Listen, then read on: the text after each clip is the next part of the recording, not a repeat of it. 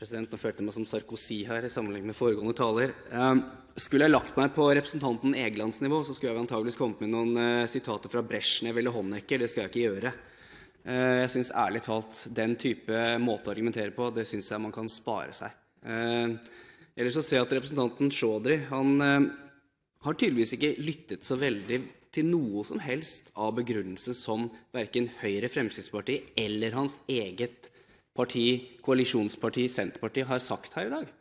Han sitter faktisk i en regjering med et annet parti som ønsker akkurat det samme som Høyre og FrP, et forbud begrunnet med at man ønsker å bekjempe menneskehandel, blant annet.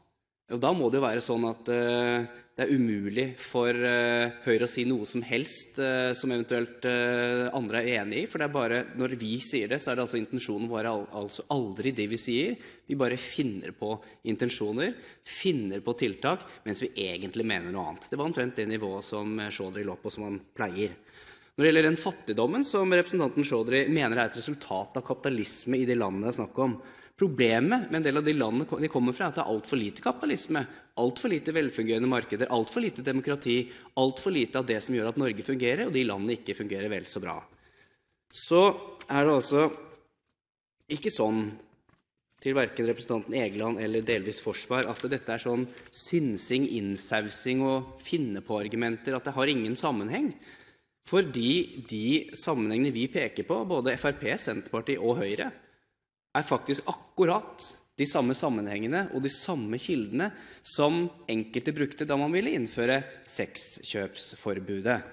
Jeg står her med rapport fra Europol. Jeg regner med at det ikke bare er innsauings- og finne på argumenter, men faktisk ganske velfunderte argumenter, som viser at det er en klar trend at tigging er en del av totalbildet. Det gjelder ikke alle, men det gjelder noen, og de som er tiggere kan også begå annen kriminalitet, til dels grov kriminalitet også, for å betale inn de pengene de har skyldt for at de blir trafikert i et land.